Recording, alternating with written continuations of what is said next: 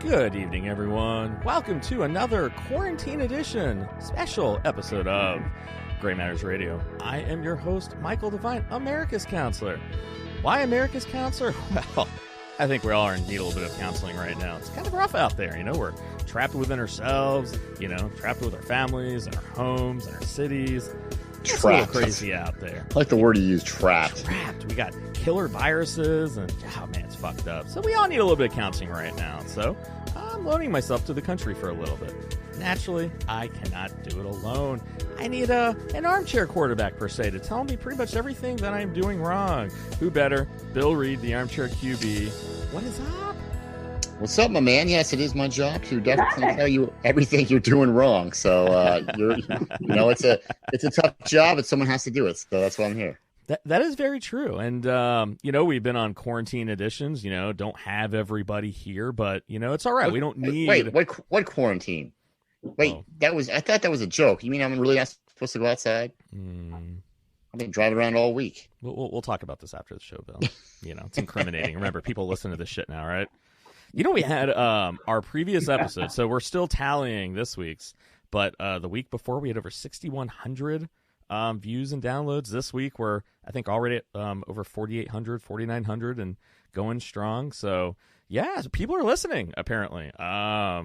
Yeah, thanks. We appreciate that. Apparently, you guys are finding the information that we're putting out there important. You're listening to it, and we thank all you guys. We wouldn't be doing any of this if it wasn't for you guys. And that's why I think, honestly, like, tonight's episode, I think a lot of episodes are important. I mean, I think some more than others, but I think this is actually a really important episode tonight because, Bill and I have talked a lot about this, our wives, our nurses, and, it's, Bill, I'm not going to lie. I've been really struggling, I think, to manage my anger and my frustration that, with the situation that our wives are in, their fellow nurses, the doctors are in.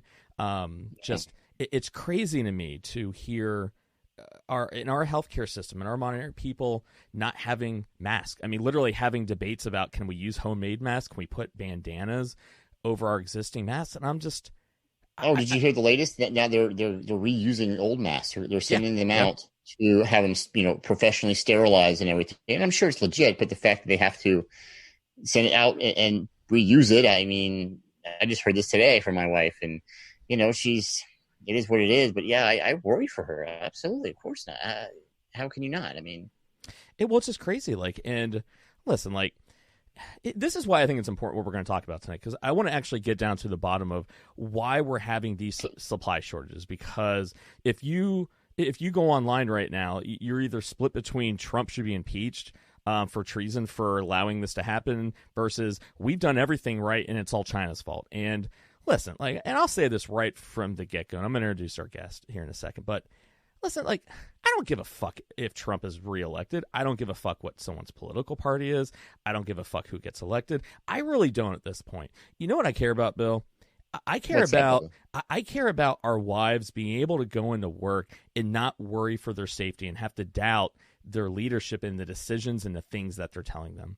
I want my wife and all the other nurses to not have, like, I've been hearing stories of, like, nurses having panic attacks on the shift before they start, throwing up in the bathroom, just going on the Facebook groups of nurses and healthcare workers of how across the board they are being so screwed over, and they're really caught in between all the politics of what's going on with this right now. And I always knew politics were bad, but I never would think in a million years that when our country, our world, our society is facing the challenge that it is, that we're still fucking playing politics. And it's this fucking bullshit. And we have to get down to the bottom of why our wives, our doctors, and our nurses and our healthcare workers are being sent in a battle with not even remotely enough equipment. If these were soldiers and we were talking about bullets and guns, there'd be a fucking uproar. But everyone seems to get distracted with Trump and Democrats and whatever. And there was a thing they were calling for Trump to basically set a mandate to demand and force some companies to start making medical supplies, I believe it was, and he backed off from that. I'm sure he had his reasons, but he said we weren't quite there yet, or he wasn't going to do that for whatever reason. And I was kind of like, made me think of like the old war effort. Oh yeah, right. When Ford and Chevy started making bombers and guns. Yeah, and I was like, well, I think he said we weren't quite there yet, and maybe we're not. But I'm thinking maybe we are. But I don't know. I still feel like there's more to this than maybe they're telling us. There's still more. I don't know. Yeah. Well, I'm going to introduce because because we have to get to the bottom of this, because at the end of the day, all said and done, we have to understand why we were caught so flat-footed. Because if we're patting ourselves on the back because of we don't want to give political leverage, or because someone has a sensitive ego, or somebody wants to use it against the other person, this is going to happen again, because we're not going to actually understand why it happened. So to get down to the bottom of it, we have to talk with people that are not media people, that aren't just a politician, talking about people who have actually worked in these industries. And so I want to introduce, we have Richard DeVine, my father. My dad, Richard, he's over a 30-year veteran of the healthcare industry. He was a senior vice president of supply chain, chief resource officer of Mount Carmel Health. He's semi-retired. I wish he'd be more retired, but semi-retired, still doing consulting work with hospitals. And so if anybody has an understanding from a supply chain perspective of why we're in this situation, it's going to be him. So, Dad, Richard DeVine, the professor himself, thanks for coming on tonight. Hey. We appreciate it. All right. I'm good. What's happening? And I'm sorry, Dad. I think you're all learning basic economics 101. You're seeing the law of supply and demand playing itself out. That's been going on for so many years. Right now, you've got a world demand for the same items. You've got aggregate demand far outstripping the ability of the production capabilities of the companies, which is aggregate supply. And the problem is, these companies, how do you start changing production to start building all these demands that are coming from all the countries? Remember, this isn't an isolated issue. You got the same companies that are supplying every other nation. These markets aren't just the United States, it's the world markets. And these companies, there's not that many that are out there that are trying to do all this. And to try to be able to get these companies to turn around and start building is going to take some work, in coordination. And I think that's one of the things that I've seen is the fact that during World War II, Roosevelt appointed a czar, basically, that converted the American industries into manufacturing the implements of war. And in the very beginning, there were severe shortages and misallocations of resources to be able to meet the demand until somebody was actually coordinating production and controlling the production. And this is like, this is where I was hoping you could really help us out here. I'm going to shoot right for it. Is that so? You lay out very clearly, like, okay, after being an extremely short supply, World War I, World War II, we look at our government stepped up, and they always made sure that from here on out, from a military perspective, we should never ever be in a situation where we are caught flat-footed and not have enough of something, which is why you see the purchasing power and the money that gets put towards this. So I guess what I'm trying to understand is help us understand, and the listeners, and understand, like, why is it we're in this situation with not having enough mass? Why is it we just can't manufacture more? Even now that we know this is an issue, why is it so difficult to start ramping up production? Help us understand in the most simple way of why. There really isn't a simple way to do it, but it's the key of it is that over the last, I know when I got into healthcare supply chain in the mid 80s, there were a lot of manufacturers in the United States that were producing mass. However, in the 80s, we started seeing the revolution come about to where the government was requiring a lot more regulations. Okay, the cost of manufacturing was becoming greater. with the unions. The plants were older. The market shares were all, they were all over the place. And a long story short is this, is in the mid 80s, you started seeing managed care come into the marketplaces. You started seeing the cuts in Medicare, the Medicaid. So the hospitals were getting into financial issues with their revenues. And then they were going back to the manufacturers. They were squeezing them for every dollar they could get because, hospitals still, regardless if they're for profit or not, they had to start making money to be able to capitalize. So the first things that they started to see was, as their revenues went down, they weren't able to capitalize. That meant they had to start making some very critical decisions with hospitals. What equipment do I buy? Do I buy new MRs? Do I buy new CTs? I've got to rebuild my infrastructures. So now you started getting into what was called the capital equipment crunch, which now meant monies were being diverted to other areas, and like your respirators and ventilators. We used to have them, we used to buy them. However, we used to rent when we had shortages or we had a demand.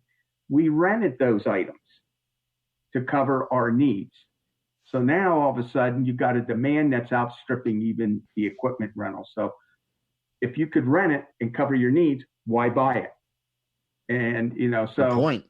These were all areas that were starting to come into being. And then as the squeezes started and we started squeezing the manufacturers, a lot of the manufacturers basically sold out. They sold out to bigger people like the Cardinals and people of that nature. And then basically, or they were moving across the borders. They were looking for areas where they could get a cheaper labor to be able to make the products. Now, did anyone ever at those times though ever go, well, what happens if there's a crisis? What if there's a pandemic? What happens if there's a war? I mean, what were those conversations like? Did anyone ever go, we shouldn't do this? Oh, we all were sitting there saying if we were exporting our manufacturing, if the resources were drying up. I mean, we had shortages even back in the 80s. We couldn't get latex gloves. we had issues with latex gloves. We had some issues with IV solutions. The hospitals constantly are under pressure of shortages of materials because there's only so much capacity. So what happens, manufacturers will start manufacturing. What happens if a plant goes down? Or like in Puerto Rico, a lot of your IV solutions are made in Puerto Rico. Yeah, they got. And you had the hurricanes. But why was there why didn't the military ever say anything? Because isn't that a strategic disadvantage to know, like with the military biowarfare? Had all their contracts. They were supplied first. Okay. Your military, so they were taken care of. They were getting the first shots of everything that was going through. Okay. And here the key was that we always started saying is automobile manufacturing. You could make a Ford in a couple other places. You could make the same car. You could make it in U.S., Canada, Mexico, and all that. A lot of these medical manufacturing was one place. There wasn't any backup in the United States. So these companies, in order to try to make money, again, let's just take a look at supply and demand. What is the motivation of any company? Make money. So when they did go out, they started to then, the protection equipment part is just how much do you make of each thing? So if the hospitals were only saying I needed this much, well, the hospitals don't keep that much inventory anymore. They rely on the distributor system because, again, we're going to get into another economics, is the hospital distribution systems are very expensive to maintain. Mm-hmm. They removed inventory from their supply chains. They put it on the back of the distributors. The distributors then put it on the back of the manufacturers. So now, if your information systems or your demand is not consistent, it's not in a straight line, it doesn't run an average, but it's going up and down by seasonality. It's going by flu seasons, down by love. how do you tell those manufacturing people what to manufacture? And now you add on to just on that, or if any of those plants get blown up by a hurricane or whatever, where do they shift production if they're keeping it pretty thin? There isn't. You're building off the security. Then you start adding the other part is a pandemic. Now, not only are you just trying to hit to the United States, these companies also have contracts with China, Japan, Germany, the European Economic Community. These aren't just one-dimensional companies. And now they're trying to now manage, well, how do I divert what? It's called the law of restraints in production for control.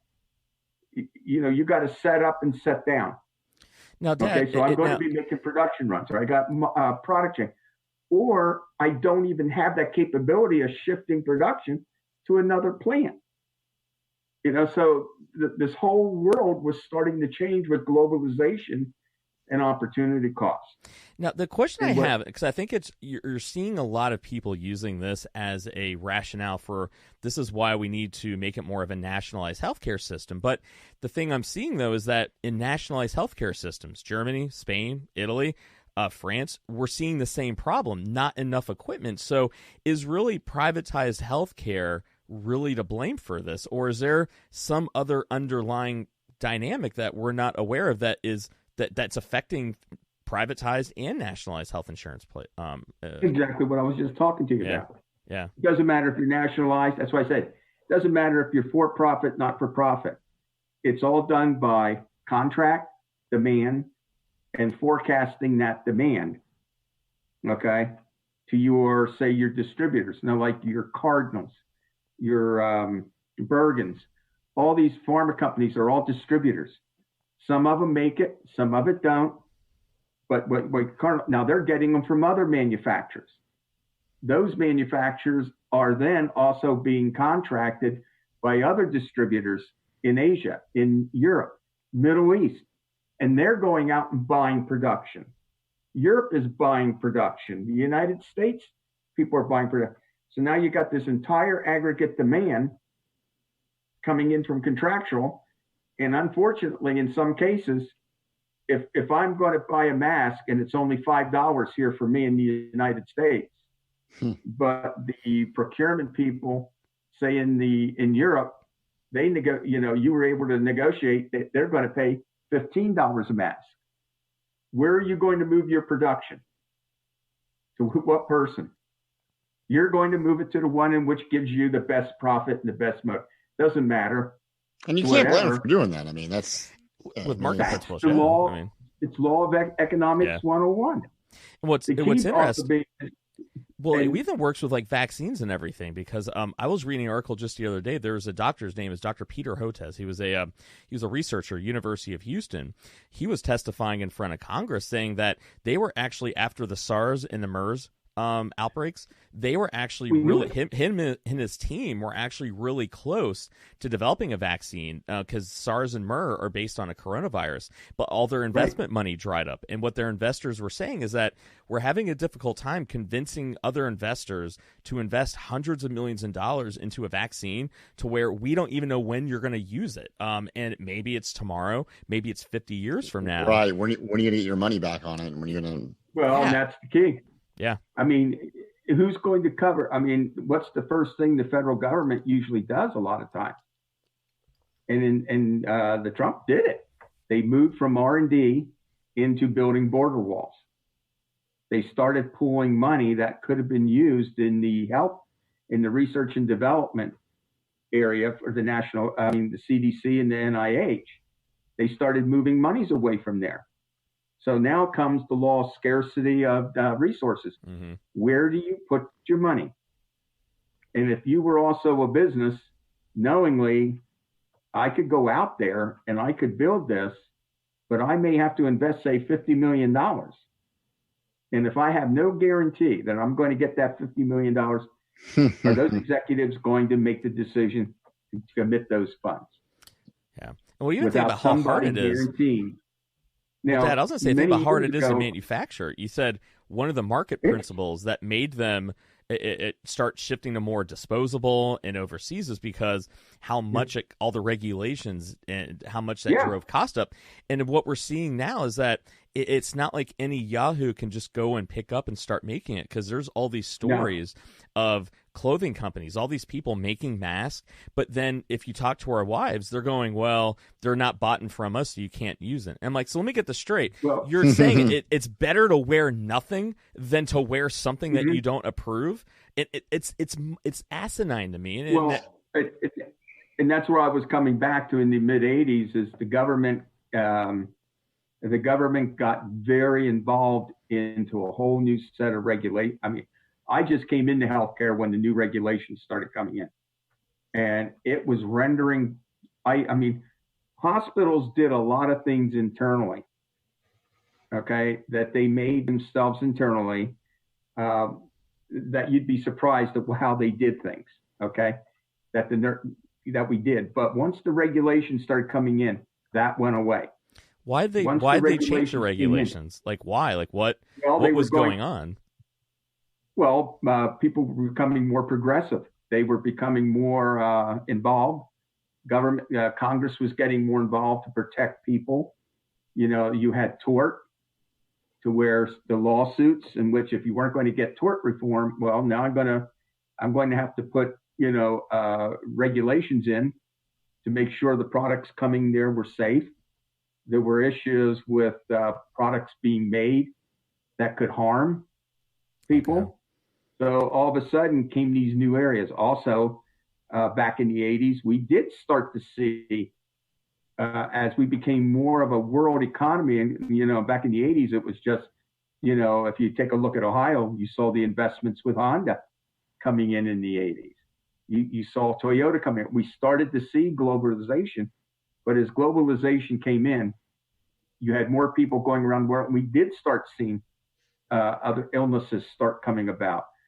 There were also a lot more regulations to what you had to have when you were drawing blood, when you were dealing with fluids, because you had the HIV epidemics that were coming in which all of a sudden you had patients presenting with now this unknown disease. We didn't even know what HIV was, but we knew there was no cure for it. We knew if you touch blood, bodily fluid. Now, all of a sudden, the protective gear came in, which you couldn't use some of the things that you were doing anymore. You had to have the mask. The healthcare workers, you had to protect them. Laboratory workers. Now, all of a sudden, came these new set of regulations that required these big changes in protective equipment because you were dealing with some very volatile viruses where there was no treatment. And people could, with needle sticks and everything else. So all these manufacturers that were doing it one way, all of a sudden they woke up one night and here's new regulations. Okay. And now all of a sudden, here comes the changes in healthcare with the advent of DRGs, the advent of managed care. Now all of a sudden the hospitals saw where they were getting maybe 85 to 90 cents on every dollar they billed. They were now down into the 75, 65 range, which now meant I had to go after you, manufacturer. Distributor, I can't pay your prices anymore. You got to lower it down because I just don't have the money and I got to pay other people. So manufacturers trying to keep up with those margins said, I can't do it. I'm out. I'm done. I'm out of business. Done. Yeah. Or they were going to XYZ company and saying, I'm a small mom and pop. I can't do it anymore. So you want to buy my capability. Okay. So now these bigger companies were going out there and buying up the smaller companies and not taking over those companies, but getting them out of the way. Mm-hmm. So now they were then taking and controlling now the market. And they basically, profitability started becoming greed, in which, well, what happens when you take one person in the United States that was giving you aggregate supply there, but now that's gone. And now then came NAFTA.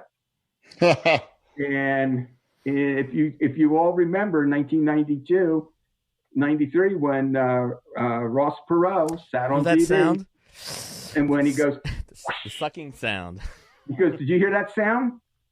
He goes, "That's all the businesses running across the border to go to Mexico." And who were the first people that went across the border? The healthcare manufacturers went across the border. Now I want to be fair. Now I want to try to be fair here, impartial, Dad. Now, did they ever account? Because what you're telling me, it's like you guys are obviously smart. All these were calculated with cost, right? Did anyone ever sit there and go, "What if there's a pandemic or like a natural disaster?" Yeah. So what was the answer by hospital admins or the government to where if we had something like this at the scale we're seeing? What did they say? Like, what was their answer? Mike, I'll tell you right now. I don't think any of us in our mind, ever envisioned a pandemic in our lifetime, like the Spanish flu. We coped with flu epidemics. We coped with swine. We coped with H1N1. We coped with SARS. We made it through, but none of us in our minds ever envisioned that this thing could blow up, that we would have to address this type of issue. I just don't get that because think somebody, because like the military. We were cocky. The military has literally they have plans for everything. I'm talking, what if the dinosaurs come back? What if aliens land? What if someone else uses bioweapons against us? You think after 9/11, you think somebody in this day and age. There was always a contingency plan with the county in here, in which we would always have that ability with the National Guard in events of a national disaster to where we could get supplies. Now, we were always mandated that even in Florida, where we were down there, we had to keep a certain section of our inventories with a bill of materials that we had to keep. We couldn't touch it, which was a disaster inventory. That was mandated by the state for hurricanes, whatever. Couldn't touch it. Now, we could rotate the stock, but we had to put new back in. In Ohio, we didn't have that at the time. Now, in our minds, every materials director was keeping excess supply, but here comes the problem. We like to do that, but if we were doing it, we were tying up dollars into our inventories. So now, as the hospitals were seeing lower margins, what was the first thing they started looking at on our side was supply costs, inventory costs. What are your inventory turns? When we were only going 3, 4, 5 turns compared to something like 30 in industry, now your CFOs were coming back to you and saying, you can't tie up money. You can't tie it because a lot of it was going obsolete too. We couldn't use it. So now what was the par? We had to pare down our inventories to almost just-in-time inventories, to where we were going and loading up to the distributors, is reducing our inventories and putting everything onto the distributor. So the distributors were holding our inventories. And then we were to communicate to those distributors what our utilizations were going to be. And how can we forecast if something was going to be, there? The only thing we could all do is get together with our vendors and say to them, hey, we made with this flu season, well, let's buffer up this, let's buffer up that. Then they would take it to the manufacturers. And the manufacturers were now getting, and that's why I was trying to say in the very beginning, it's the law of supply and demand. Yeah. You and can't in get away this from case, it. Yeah, aggregate demand became a multiplier before, and there is hardly any aggregate supply. And I don't think anybody can tell you that aggregate supply is reached. Well, it almost feels like it's like an IndyCar team that at Indy, and they can't really barely afford to be there, and they have no backup car. And you see the driver going, "Well, what happens if I crash? Do we have a backup car?" Yeah, the backup plan. Don't crash. Don't crash. Like that's it. Don't crash. The plan? There's no backup. Don't crash. And so, when it comes to mask, gowns, and things like that, think about it. Your mindset is sitting there saying, "Those are commodity. Yeah, I shouldn't have an issue with it. All I got to do is just tell them I need more, and it's going to be there." Well, ventilators. I'll be very honest with you. When it came to capital planning, respiratory care, and everybody would come down to me and say, hey, we need to plan on buying 100 ventilators, respirators. I'd sit and laugh at them. Okay, they're saying, well, we demand. Well, then we'd go out and make a contract with the rental companies on rental equipment, and we'd say, we'll hold in reserve, 100 ventilators, because that money has to go somewhere else. And now when it comes to ICU beds, as the hospitals were remodeling and rebuilding, they were adding ICU beds because the populations were getting older. But whoever thought you were looking at almost a 10, 12-fold increase in ICU, and you just can't turn a hospital over to an ICU room.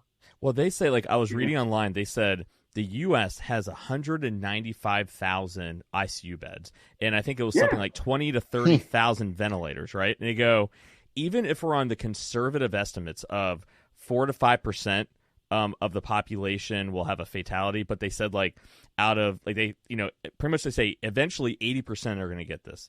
Of that 80%, that's crazy. That's crazy. 10 to 15% are going to need hospitalization. 5% will die, and they go, so do the math.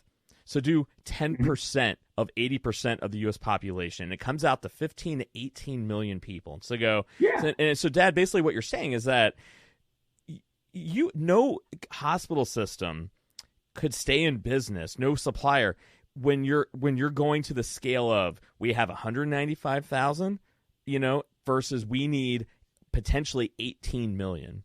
It's impossible to prepare for that. If basically what you're telling me, it's impossible. It's the best planners in the world of all the new hospitals or whatever.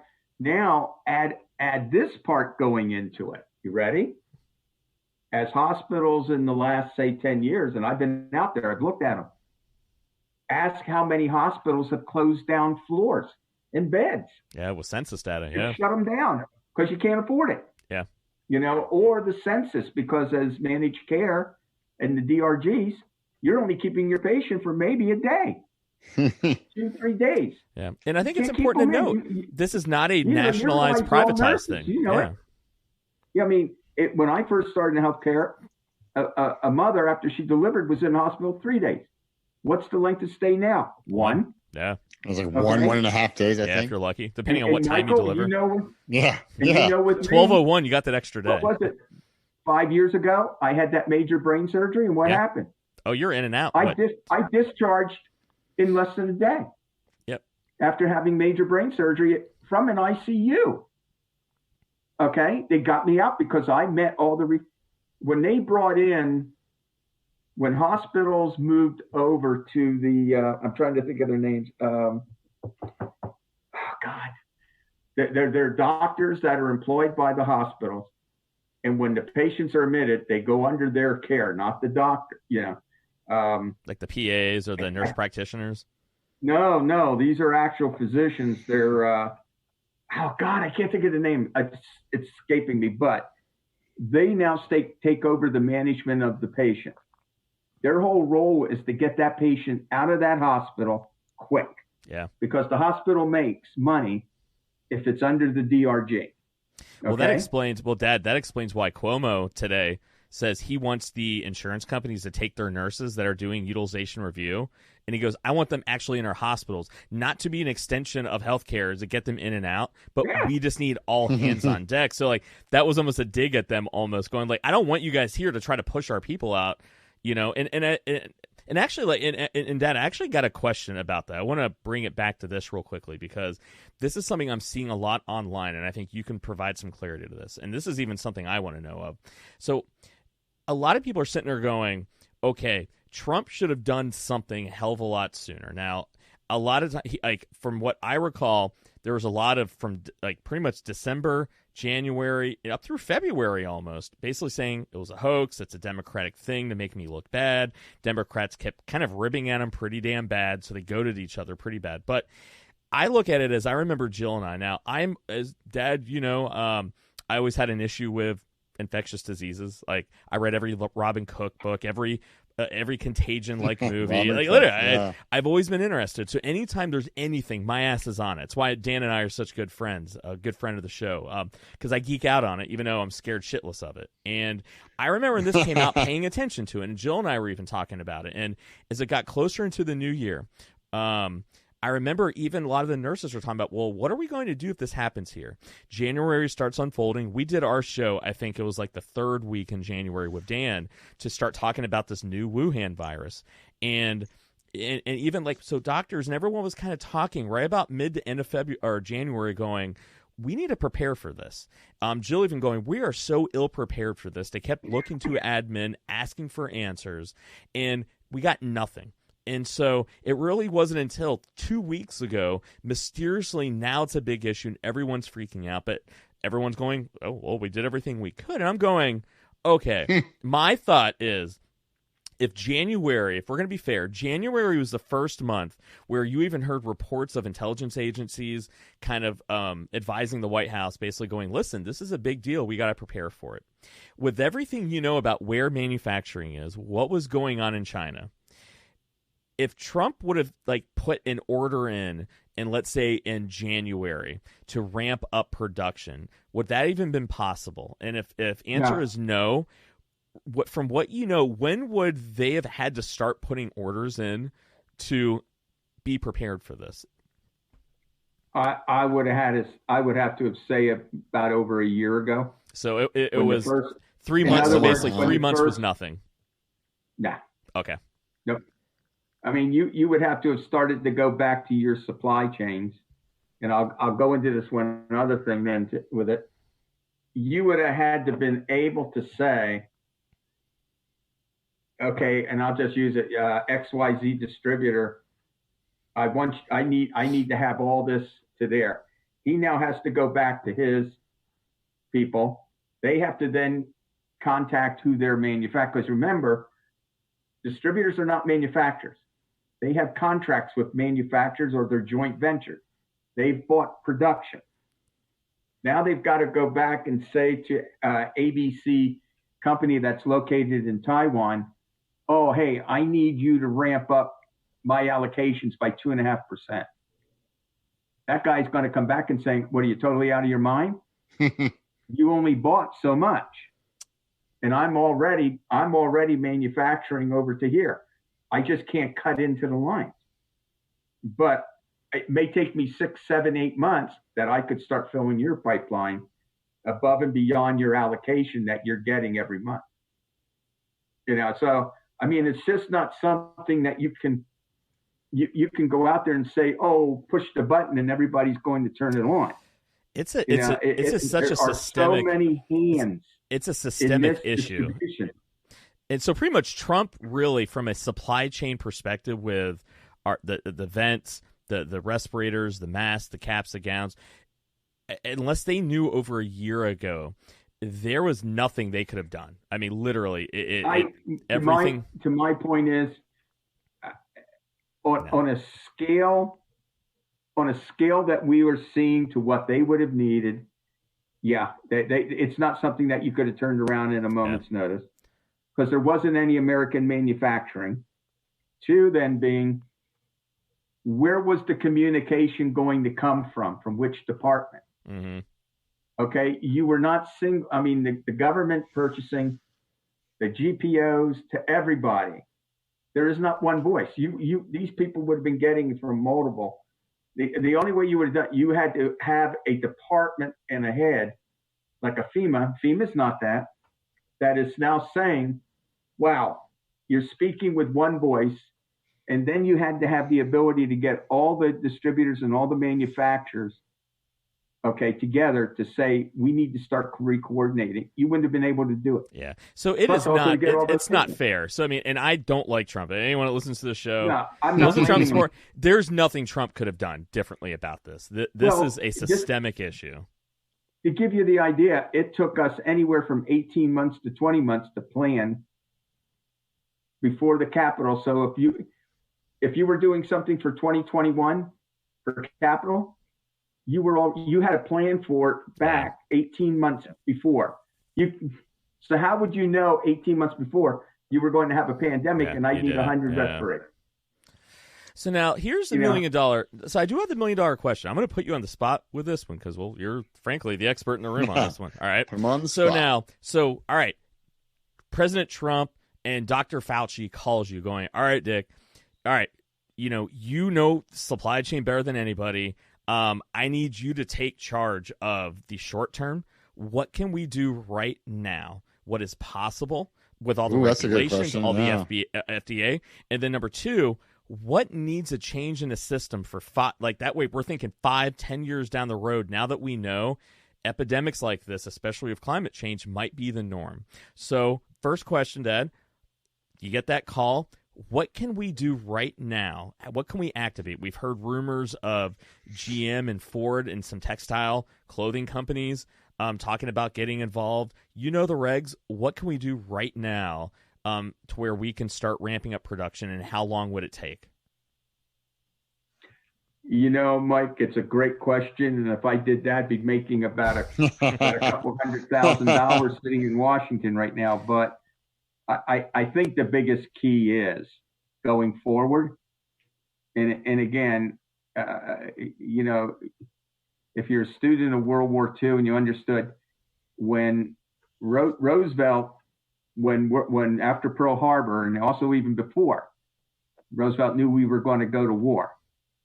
Okay. And he knew that American manufacturing was going to have to start stepping up, and we were going to have to start building airplanes, tanks, ships, and everything else.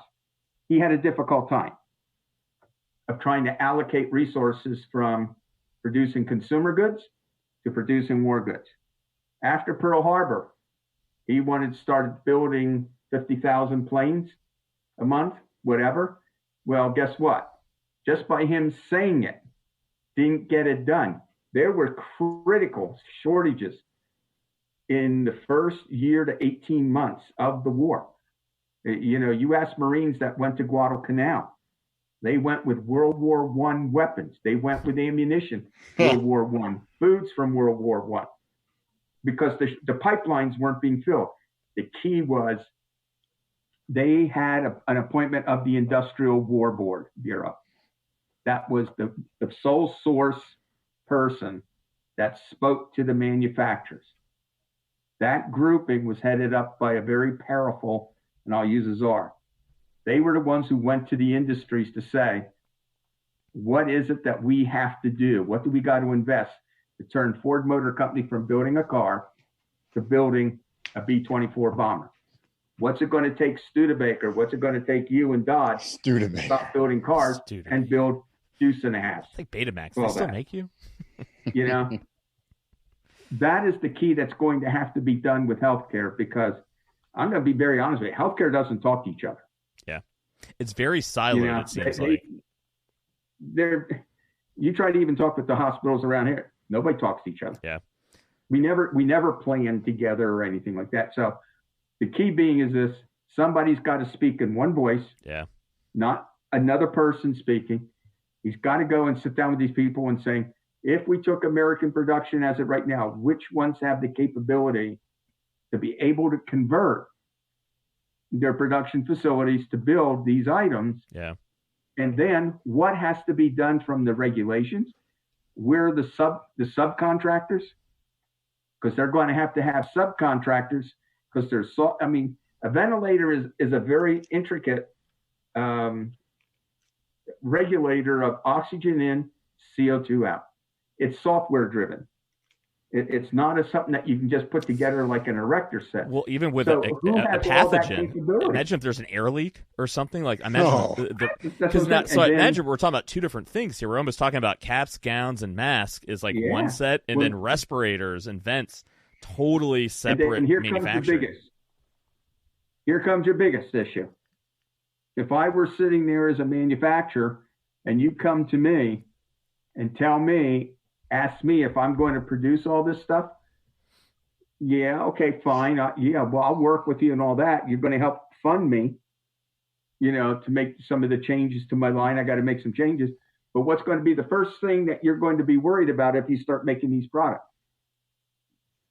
A liability.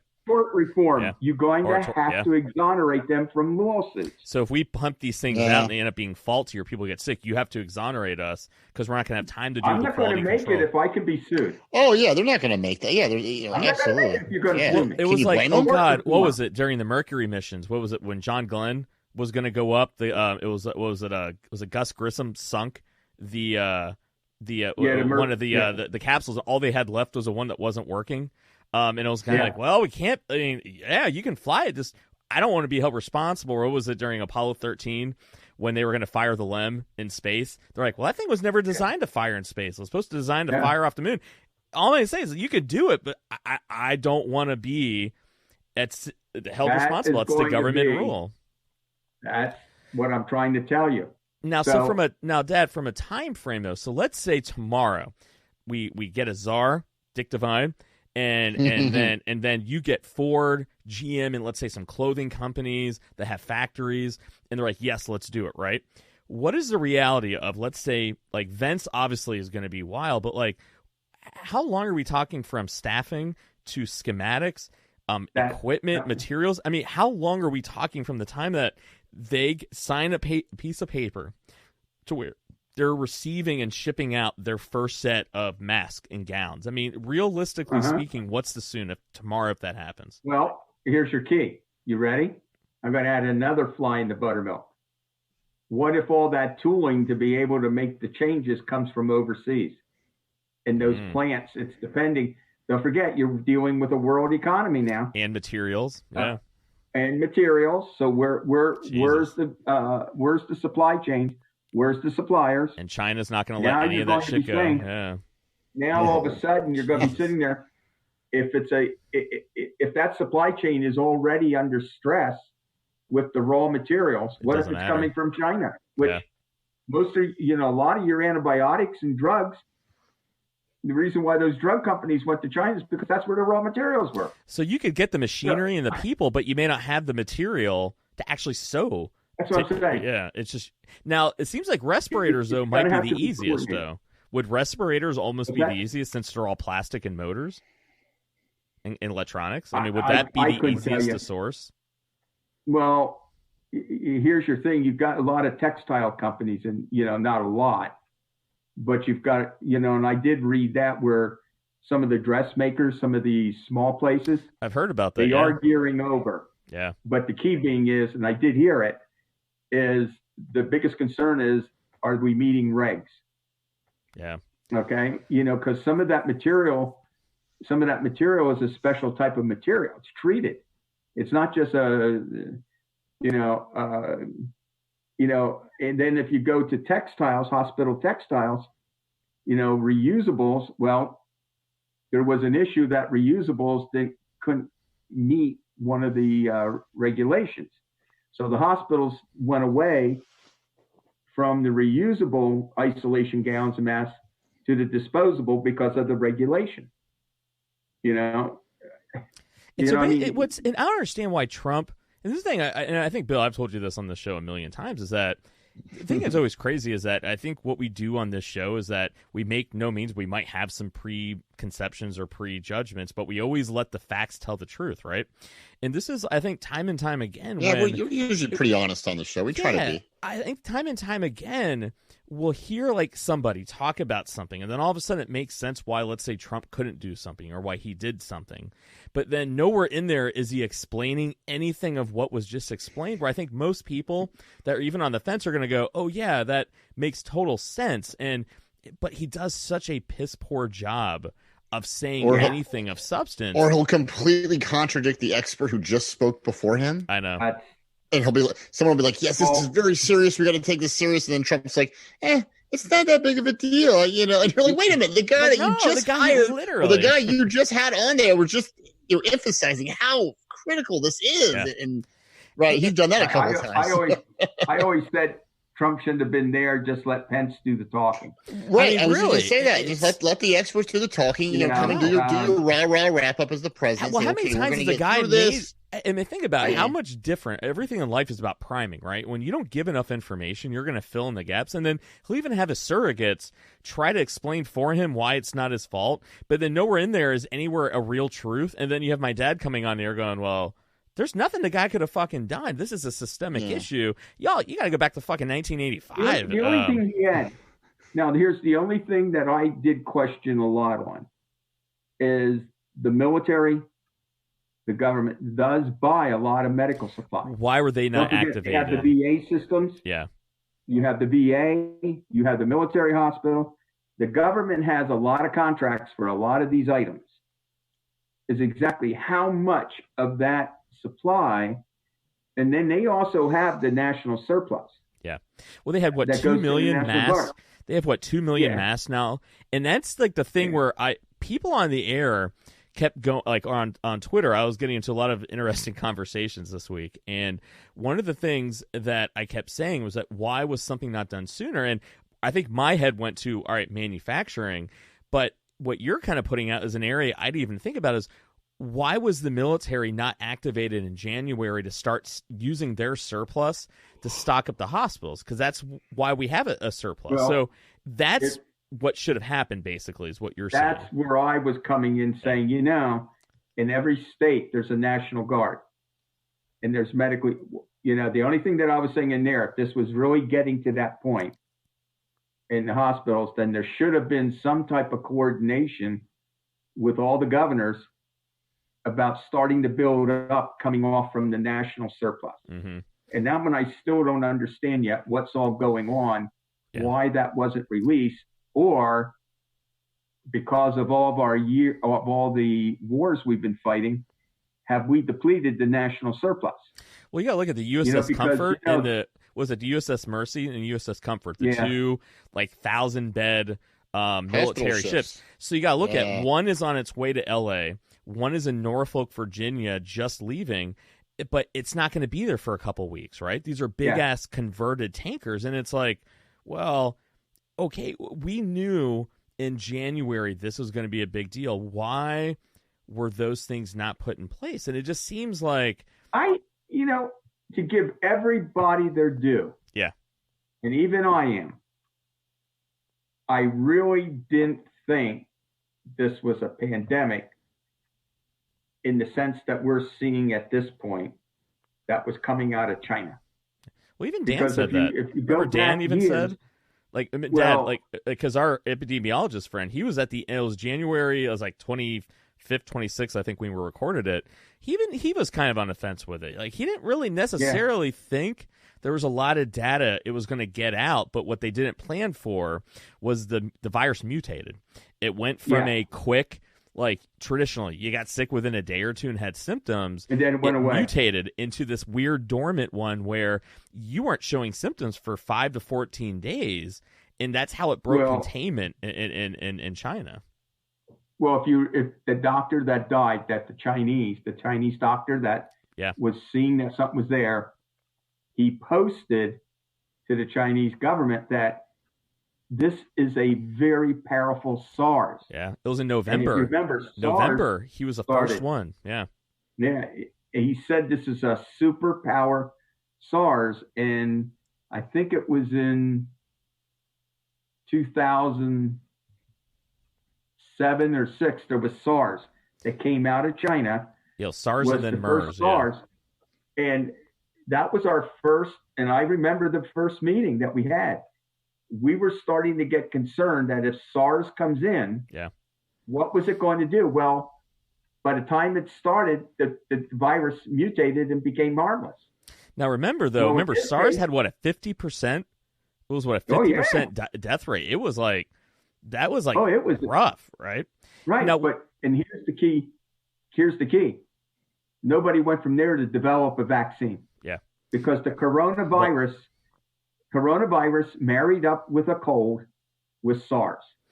Well, the thing is, that Dr. Hotez said is that they had it, but there had been nothing since MERS, and people thought, well, is it going to come back? Now, what's interesting, I was talking with Dan earlier in the week. He's our buddy who's the epidemiologist, and what Dan was saying is that one of the things they've been trying to figure out with this thing is, why is it only affecting some people in one way, like the older people and random folks, and because there's no rhyme or reason, they haven't been able to figure out. Where they said there's a hypothesis that they're trying to test out that they think might explain it, is that because a coronavirus is a normal cold, which is why he said he's upset that everyone keeps saying the China virus. No, coronaviruses are the common cold. Everyone gets a coronavirus, right? That is not unique just to China. But look at the Spanish flu. That didn't originate from Spain. That was just kind of caught on. That's just a nickname. I don't know whether it's a big deal. At first I caught it the China flu, but then I got off that because they had more of the COVID or the coronavirus.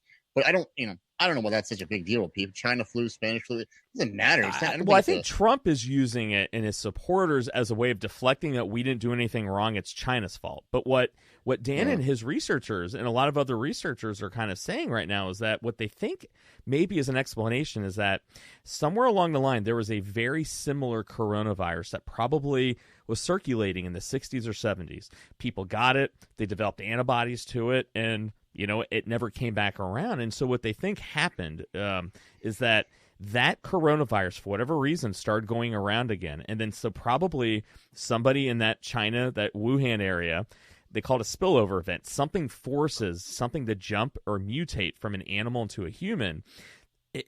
Someone with a normal coronavirus that was in the 60s or 70s had it.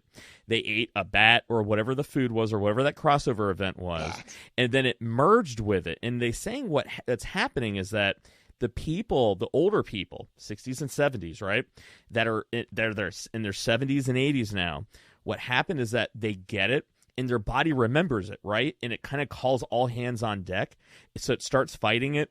And it kind of like they linger for a little bit, for almost like a week or two. And then right before they get worse, they get better. And they think what's happening is that their body has a super strong, like an antibody, like a defense reaction to fight it. And then that's what creates it's called ARDS, acute respiratory distress syndrome. And then the body shuts down. That's what makes people with H1N1 and the H3N2, like the swine flu, that's what people die of. Their immune system goes so much into overdrive, it almost like it starts fighting its own body and it shuts down. And they think that's what's happening.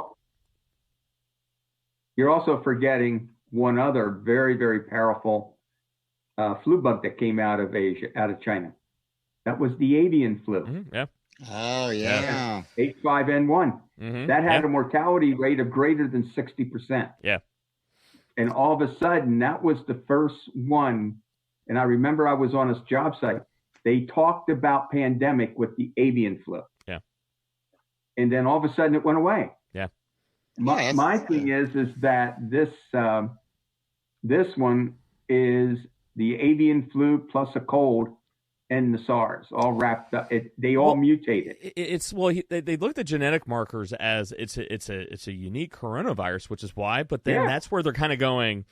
They think it was so similar, like it mutated. It was so similar to the one that hit in the 60s and 70s that their body recognized it and went all hands on deck. But then it just overshot the mark. And now antibodies, that goes from mother to child in womb. So the people then that are also younger that are getting it, their parents probably had it, passed on it, and their bodies are reacting the same way. And so that's why it almost is a misnomer to sit there and go, well, it's a Chinese virus, when it's like what, this thing, there's cold flus everywhere. And so but everything is nicknamed from something. I know what you were saying though about Trump kind of deflect blame, but at the same time, I mean, if this originated in America or was thought to have originated in America or whatever the perception. Well, Lassa fever wasn't a Lassa river. Yeah, they were like, it's the American Ebola flu. River. Yeah. Or they were like, this is the Brooklyn flu. Like, but I wouldn't that's not why Trump is doing this, though. Trump is doing this to deflect that I didn't do anything wrong. It's on China, right? What you're saying is true. But in Trump's defense, and I'm not saying that he's right. I'm just saying, China has not been very as forthcoming as they could be. I mean, it's China. I mean, But they're not. You you're know, they right. started the rumor that it came from our U.S. Army. So Now, I agree. Now, the only thing I'll say is that I want to get into this argument tonight, but all I gotta say is from January on, they knew it was going to be bad. Oh, absolutely. From January on. I think like what Dick said though. I think they just thought it was going to blow over. I think they didn't.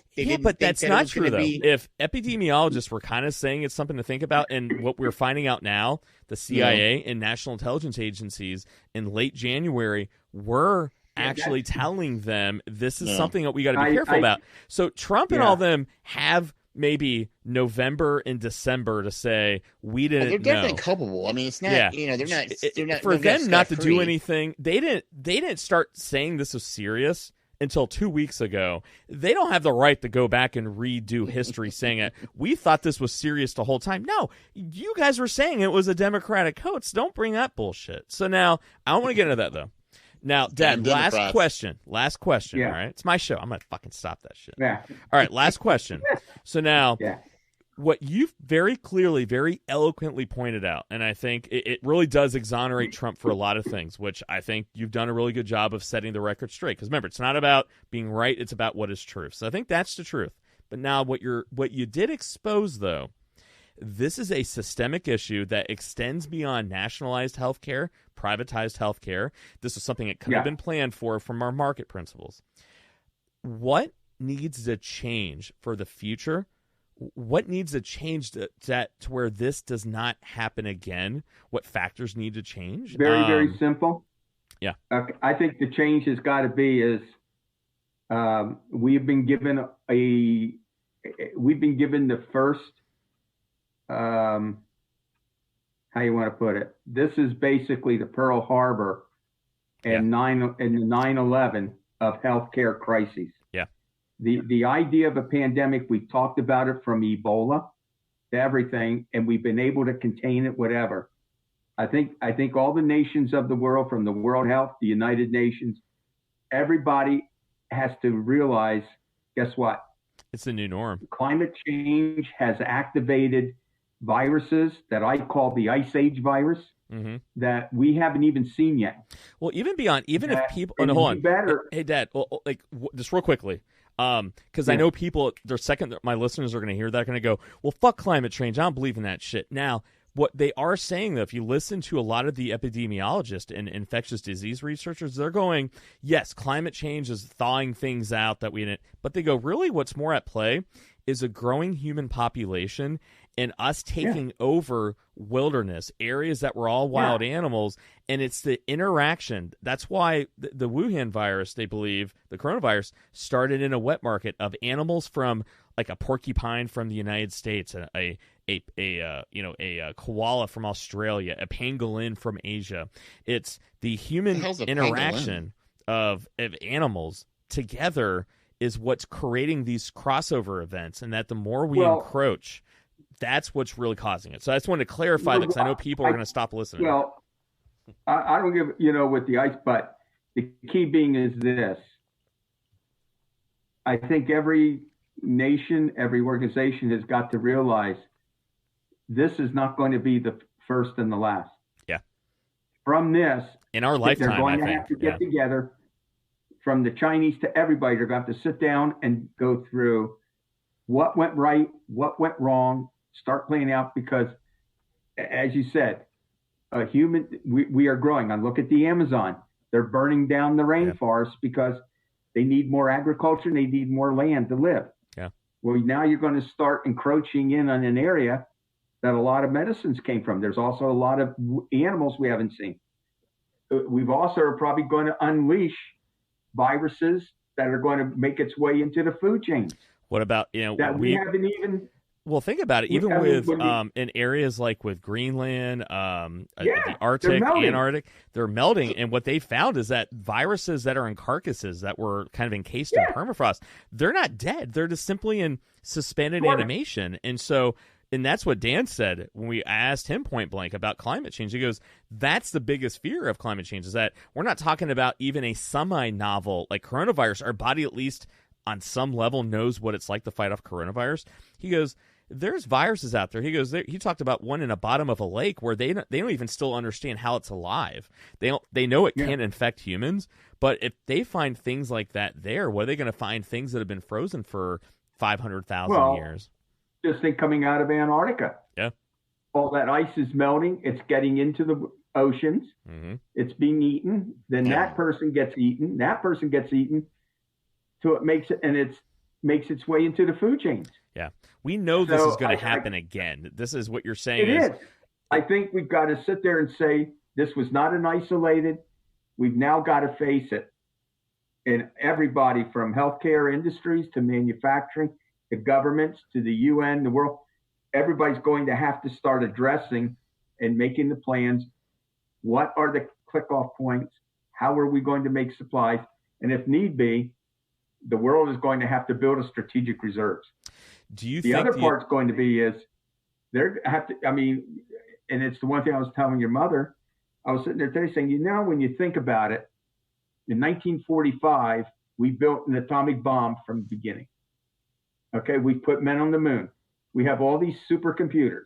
We can do this. At some point, we and I'm having a real difficult this part is why has our technology not been able to replicate, in which now they're starting, that we did not have capability with treatment, vaccine, to be able to build vaccines from artificial intelligence with all these computers, that we're now relying on malarial medicines, which, okay, that's great. But do you realize we haven't really, in the last 30 years, we haven't really had any new introduction of antibiotics.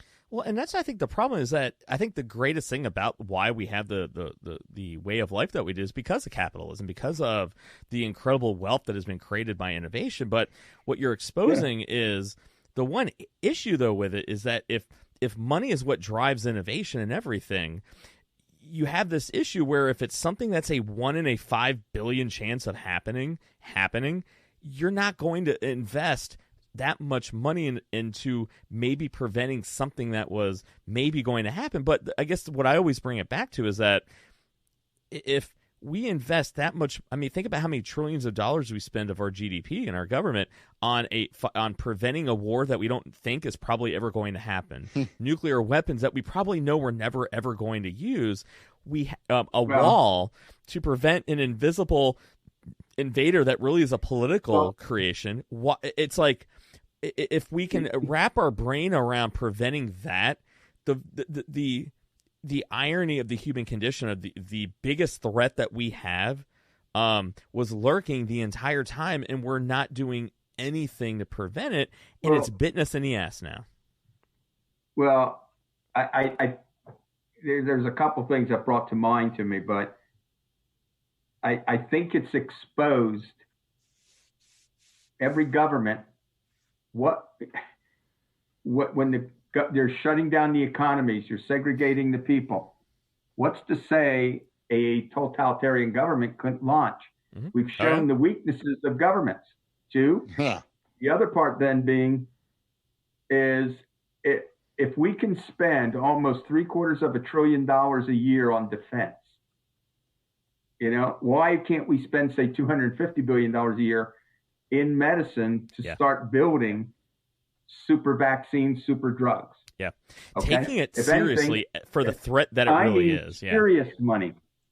We can't even, the other part is, and it always comes to my mind, I was watching it today. I was watching the War of the Worlds. Oh. Okay.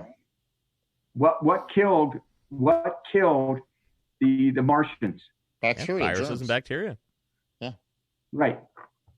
They didn't count on it. Yeah. We didn't kill them. So their whole invasion was completely destroyed because they planned everything by pre-planning from years. They pre-planted the people. But what was the one thing they didn't plan on? Bugs. Yeah. Viruses, bacteria. They got wiped out. Well, think about it. I mean, the biggest wars was it? Civilization. Well, think about it. The Spanish-American War. Was it more soldiers died from food poisoning than enemy bullets? Yeah. More people have died in history from Spanish flu, bubonic plague. I mean, nothing is wiped off more people on Then this the planet in health. history than bacteria and viruses. Well, if you take a look at the Spanish flu, 50 Yeah. million people, more Yeah. than what was killed in World War One. Yeah. I mean, I'm just saying, we don't go after the one thing that can wipe us out, 1, 2, 3, and that's health issues. And I think what we're realizing, we all think it's going to the doctor and having tonsils out and all that. No, I think the most dangerous is these bugs that are out there. But I think this is a problem. So that's my only. But I mean, Dad, think about them. I mean, think about like Mr. X and Jim Garrison's book on A Sale of the Attractions. What he always said that any company's or any country's success is based upon their war clauses, right? And what's based on a war clause is an enemy that you can convince people to make you invest militarily. And by basically going, listen, we don't really have to fear each other. This is this thing that doesn't know nationalities, doesn't know race, doesn't know socioeconomic status. It just knows I'm going to invade you. I'm going to get you. It takes a mental shift of we're one planet and one race. We're all in this together, which is the one thing that countries don't want to admit because it takes away their power. And that's the thing that we're going to have to overcome on this. And that's why I wanted to do this show, is because it's so easy to get lost in the minutia of politics and power and how people are going to use things. But when we take a step back, it's about looking at what is the real facts here and what is it really pointing to. And I think, No, good. Oh, no, I was just going to, and it's just, we have to really, as a country, like realize why this happened, who the enemy really is, where our shortcomings of our of a systemic issue we have that crosses every political spectrum and ideology. The result is the same, that we were all brought to our knees by a virus, and none of us were prepared, and our systems contributed to it. And if we don't want this to happen again, and as a clinician, I understand change. It creates dissonance, and it creates a lot of resistance for sudden change. But the thing that humans are going to have to admit if we want to survive is we're going to have to. We have to change. We have to change our mindset, and you don't want it to be something to where, remember like in Independence Day when they launched a nuclear bomb and it created a big giant explosion, but it didn't do anything. That's what I worry, is that that's what this is going to be, is that it's going to be this big giant thing. It will change us for a month, not even, and we're going to be right back in the same spot. It's like, we need it to sink in of what this was about, and we need facts. We need to have discussions. We need to actually talk about this not from a nationality or political spectrum, because if we do, now we know what we're dealing with. And the discussion that we are having tonight is a discussion that everybody needs to be having in this country. Doesn't matter what your political ideology is. This is not about Trump. It's not about Democrats, Republicans, Germans, Chinese, or whatever. This is about being a human being and realizing we're all in this together. And the very thing that got us to where we're at as a world, our systems, we have to realize that just like a shuttle, it eventually has to let go of its boosters to get where it needs to go, because if you don't, it's going to fall like a rock. We have to realize we're at the second stage of humanity. We got to let go of the systems that got us to where we're at, which is scary as shit, but we have no choice now, because now we're faced with their very annihilation, and we know there's going to be more. This is an interim report card. The same interim report card you get as a student, where if you're fucking up, you at least have enough time to realize you're fucking up and change what it is you're doing so you can salvage the semester. That's where we're at. We have to look at ourselves and realize we have to do some things differently. We're going to have to change. Yep. We're going to have sacrifice. Countries are going to have to start realizing we're all in this together if we want to survive. As you said, Dad, stop being so damn siloed off and communicating. People go back, stop going into their corners and letting the media and the politician and all these people turn us against each other. We're all in this together, and we have to change. And that's why I'm so glad that we had this conversation. I'm glad that it doesn't matter that we're separated right now because of this virus, that we're able to have this conversation, because this is the conversation we need to have, because it's not happening outside of here. And if we can continue to have this and other people continue to have this, I think for once it's like we had some hope here. This is our opportunity. This is our wake-up call. And there isn't going to be another one. And I think we all owe it to ourselves. It doesn't matter your age, your generation, and what you do. Every one of us has a responsibility to have these conversations with their friends, their family, their coworkers. And I think we have to, because if not, it's I don't like what's going to happen, and we know what's going to happen. But before we bug out of here, Dad, and any last little thoughts, or Bill, any last little questions for our guest? Man, when did the tripods start appearing? That's what I want to know. Gee, at this rate, nothing. No, I just it's not really a question. I think it's just this whole thing is going, like you said, it's going to be a real eye opener if and when it blows over us. God willing, it does, and it's not the end of us. I don't think it will be, but I don't know. Yeah, I don't want to be arrogant and be like, oh yeah, we're going to be fine. I don't know. I hope we are. But... Bill, that's my worst fear, is that this will, it'll come, it'll ease, everybody will go back doing what they do. Yeah. And they're basically just going to turn a blind eye to what just happened. And we've been given, I really do think the good Lord has given us a heads up, and it's up to us as the human beings to take it and start working, because what's come down the line, I'm really worried. Yeah, I agree. I mean, we showed the weaknesses from government ability to react in a health crisis. We know how we can react in an economic class or a military. We've never really been tried since World War II. No. In a health crisis. Well, and not basically this way. The systems have failed. Well, think about it. Think about it. Every generation, every decade now, we had, in the 80s, we had two. We had HIV, which had a very high death rate, but we were able to control it because of those bloodborne and body fluid. Ebola, your ass might as well have been dead, right? Once again, extremely dangerous, but able to be controlled because no aerosol, no air, right? Yeah. We had SARS and MERS, extremely high death rate, 30 to 50%, but it died out very quickly before it wasn't as virulent, right? Now we have this one. It has the virulentness and the staying power of an Ebola. It has the highest, 4 times the R0 score, the 2.5, I think is what they have it at. So it is double or triple the contagiousness of SARS, MERS, and the staying power. But it didn't have the lethality. What if we have a COVID-19, but it had the death rate of a SARS or a MERS?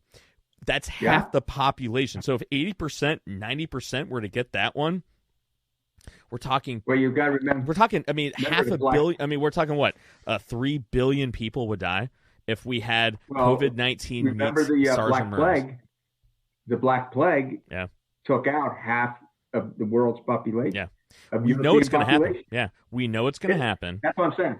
Yeah, I think we've been given a heads up. I agree. Totally agree. We didn't listen over here because it didn't really affect us. This time we're affected, and I think I'm just hoping the Democrats, the Republicans, the Independents, the bullhorns, whatever, they put these party things and get saying we've got to build a consensus.